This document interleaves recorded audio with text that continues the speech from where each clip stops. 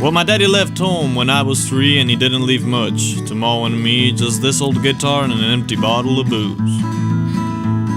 Now I don't blame him cause he run in ahead, but the meanest thing that he ever did was before he left he went and named me Sue. Well, he must have thought that it was quite a joke and it got a lot of laughs from lots of folks. It seems I had to fight my whole life through. Some gal would giggle and I'd get red, and some guy would laugh and I'd bust his head. I'd take it. Life ain't easy for a boy named Sue. Well, I grew up quick and I grew up mean, and my fists got hard and my wits got keen. I'd roam from town to town to hide my shame. But I made a vow to the moon and the stars that I'd search the honky-tonks and bars and kill that mangy dog that gave me that awful name. Well, it was Gatlinburg in mid-July and I just hit town and my throat was dry, so I thought I'd stop myself and have a brew. On an old saloon in a street of mud, there at a table dealing stood, sat the dirty mangy dog that named me Sue. Well, I knew that snake was my own sweet dad from a worn-out picture that my mother had, and I knew that scar on his cheek and his evil eye.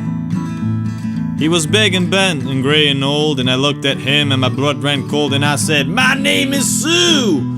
How do you do? Now you gon' die." Yeah, that's what I told him. Well, I hit him hard right between the eye and he went down, but to my surprise he come up with a knife and cut off a piece of my ear.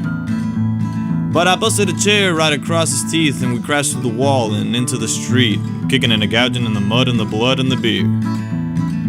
Now I tell ya, I fought tougher men, but I really can't remember when. He kicked like a mule and bit like a crocodile. Well, I heard him laugh and then I heard him cuss, and he reached for his gun, but I pulled mine first, and he just stood there looking at me and saw him smile, and he said, "Son, this world is rough, and if a man's gotta make it, he's gotta be tough," and I knew I wouldn't be there to help you along. So I gave you that name and I said goodbye, and I knew you'd have to get tough or die, and it's that name that's helped to make you strong. Now you just fought one hell of a fight, and I know you hate me, and you got the right to kill me now, and I wouldn't blame you if you do.